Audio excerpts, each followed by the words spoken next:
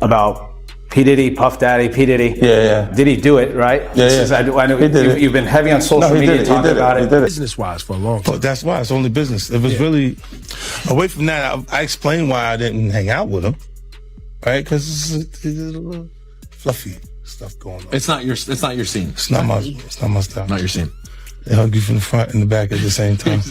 I got uncomfortable with him because the way he was acting to try and get me to hang out with him was like, yo, I take you shopping. Like, and I'm like, what you mean?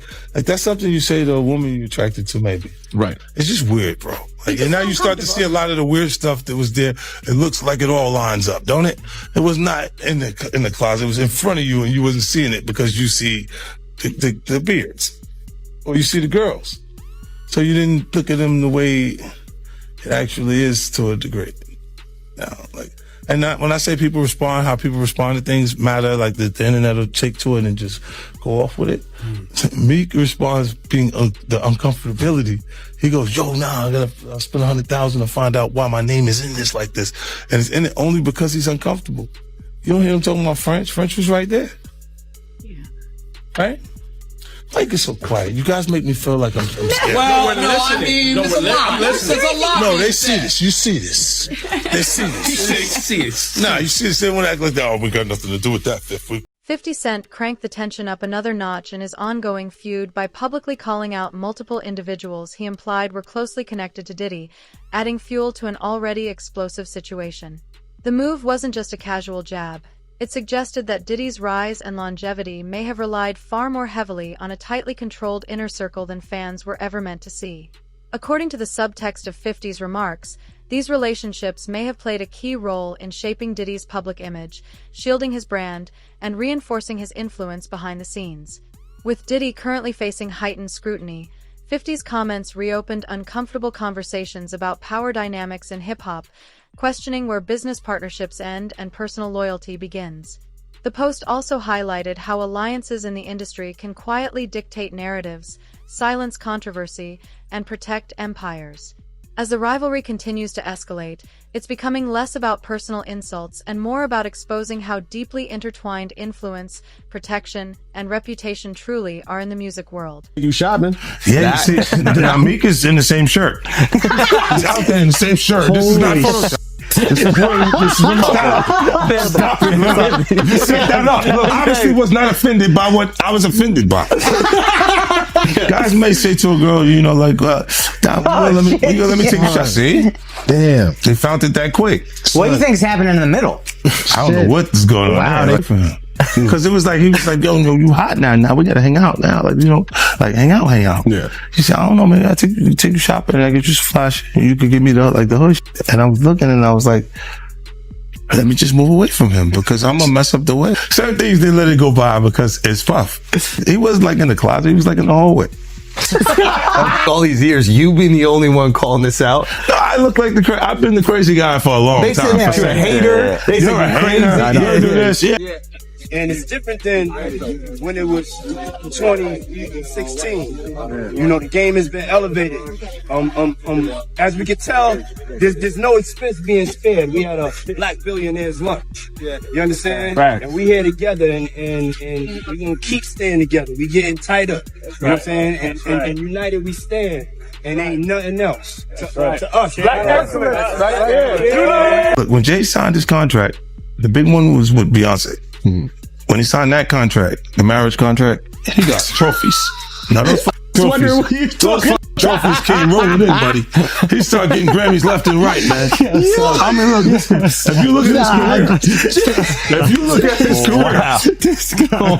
You're gonna let him say that? Jay was getting Grammys. He had one. Exactly. He had one. And he ain't show up. He has like 20 now. Oh, Lord. He had like 18 since he been down. Look, he had one, bro. Hard Knock Life. You're not wrong. He was one. At the same time. He got some shit. He's like drinking. His pictures thinks the cup. Wait a minute. So you're saying the success is derived from the marriage? I've absolutely been treated differently. The accolades. Because he's no longer viewed as what, like a street or gangster rapper. Now he's viewed as a businessman, entrepreneur, family man. And the biggest ones because of the. You can look at that and say the association to Beyonce is when he started to receive the 16 Grammys since he's been with Beyonce. Right? And you go, prior to that, 1. Right. You see what I'm saying? So that came in association, like you see their kids even have Grammys. Like they don't sing yet. They don't sing. Right. They don't rap yet. And they already have Grammys and shit. So it's like they give them this trophy so we secure that they're coming. The tension between them has simmered for years, resurfacing again and again through sharp online digs and public callouts. With 50 Cent leading the charge, his unapologetic social media posts routinely take aim at Diddy's legacy, questioning his relevance and poking fun at his business moves. Using viral memes and blunt commentary, 50 often frames Diddy as an icon struggling to keep pace with a new generation. He's even suggested that Diddy's success owed more to perfect timing and influential alliances than raw creativity or grind. As every jab now spreads instantly online, what once felt like playful rivalry has evolved into a calculated battle for influence and respect within hip-hop culture. Just been announced that he's created a docu-series on Netflix. I can't wait to see this. The other end of that, every person who has tried to speak out about this, who has tried to speak out about the industry, the type of people that are controlling the industry, the attacks that people face from the media if they try to speak out, is always the same. They're called crazy. And an example of one such individual who went through those sorts of attacks is the actor Orlando Brown. He was on Disney, and I remember everyone telling us that he was totally insane and deranged when he was saying a lot of things that at the time sounded crazy, particularly about Diddy. Take a listen. The requirement is you gotta say no to Diddy. If it's new booty in the building, you know he's gonna get it. Don't take your girlfriend to a Diddy party. You can take the, but he won't you. Diddy, to me, is the fall guy. We are still seeing a major effort to protect. It's the takeover. I'm going in. Happy New Year to the whole planet. God is the greatest. Real talk. And you know, I mean, if there's anything that somebody can say better than that, I'm all ears. But with that being said, continuous blessings to the whole entire universe. Diddy and Ross, which they good buddies, okay? They're gay. Who? Both. Diddy and Ross. And Khaled. They're all gay, okay? DJ Khaled, Rick Ross, and P. Diddy? Yeah. They all gay? Yeah. Gotcha. All right. Khaled is a Hamas supporter. Okay? Who supporter? Hamas. Yeah. Sorry, I said it wrong. No worries. Hamas supporter, okay? Right. I had sex with Cassie and Sean. Basically, he would masturbate and tell me what to do with Cassie. I had like 15 encounters, and I heard a lot. For a long time, Diddy appeared unfazed as 50 Cent continued to lob public jabs, leaving many to question whether he was simply tuning it out or playing a longer game. That restraint shifted during a recent interview, when Diddy finally acknowledged the feud and admitted he'd been well aware of the shots all along. Sources suggest his silence was intentional, not passive, a strategic decision to safeguard his brand and maintain his polished mogul persona. Instead of trading insults, Diddy reframed the moment around growth and purpose, emphasizing progress, longevity, and community impact, signaling that true influence comes from building legacy, not fueling public feuds. By Combs and others back in 2015, and named celebs such as Beyonce, Jay-Z, and LeBron James as witnesses in the lawsuit. In his filing, Manzaro says the alleged events took place in April 2015. He states that he lost consciousness after feeling a, quote, greasy substance resembling Vaseline as he opened the front door to his home, after which he says he was transported to another residence, where an associate of Combs allegedly told him that the music mogul wanted him brought to a freak-off event. Manzaro alleges in the suit he was secretly transferred to the music producer's home through a concealed tunnel allegedly connected to Gloria Estefan and Emilio Estefan's Miami property. He alleges that upon regaining partial consciousness, he found himself inside a large party area upon information and belief that it was a birthday party for Combs' then 17-year-old son Christian Combs.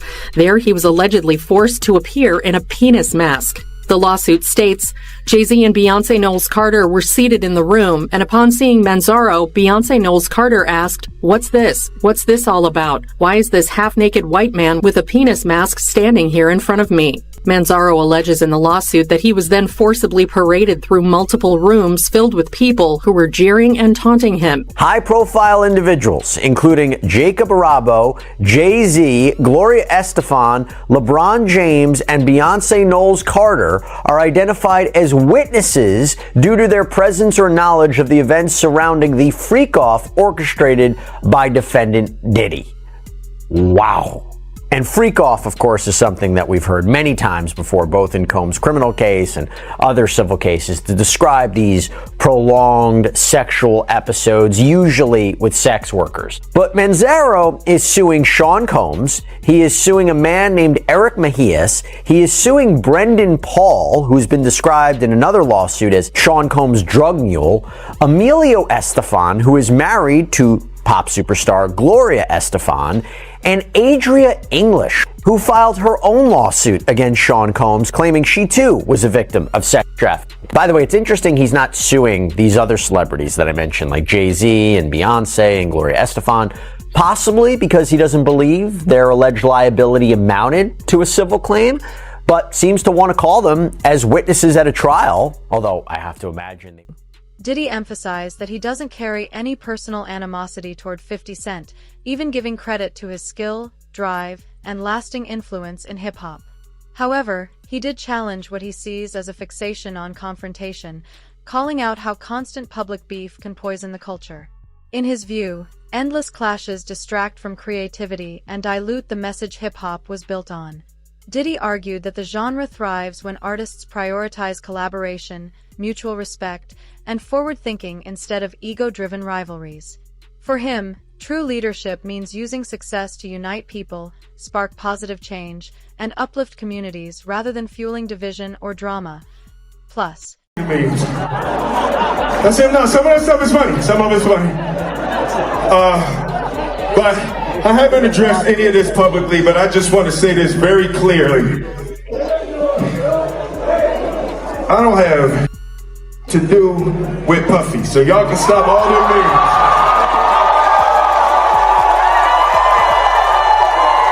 I can stop all of that. I ain't been nowhere near no damn freak off. Listen, I do enough of my own. Don't be putting me in other people's. I ain't been nowhere near that man. I ain't did none of that stupid. So, whenever y'all hear it, if somebody say that, it's a damn lie. I don't even like baby oil. That's not baby oil.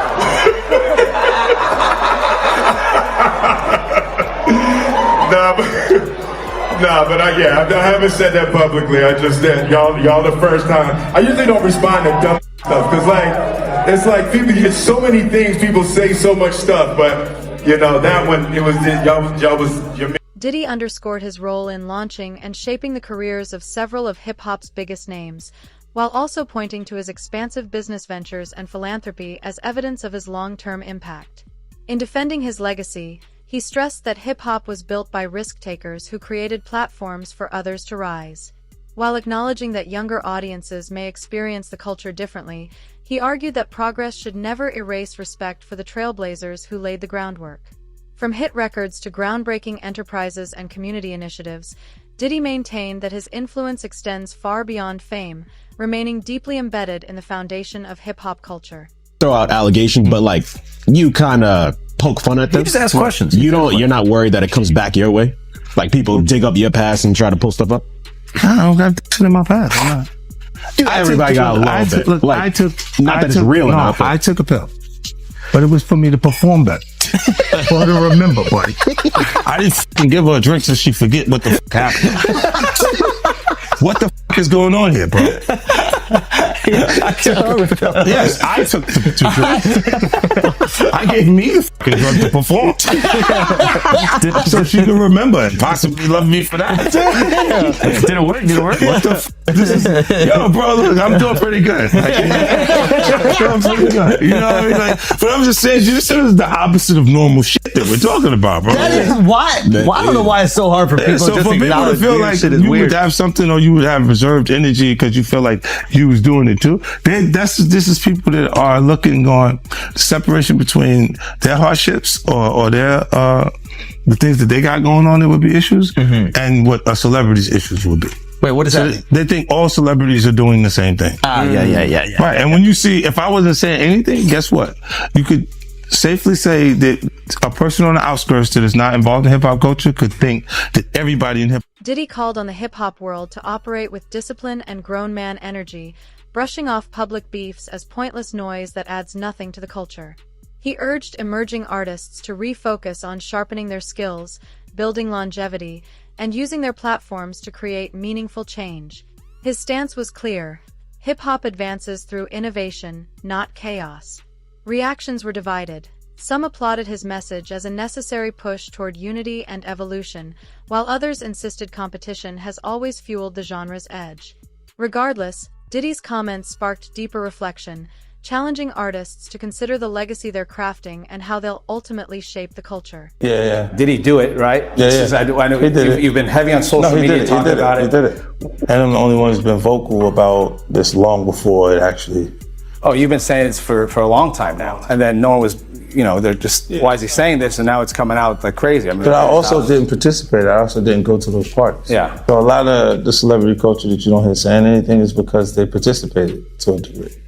But was there a reason you never went to those parties back in the day? Obviously, I know what's going on there, but is there a reason you never did? I'm just not with all that freaky shit. Like all of the stuff that he's doing, I'm not into that type of stuff. I'm just a little more, maybe you could say basic or normal.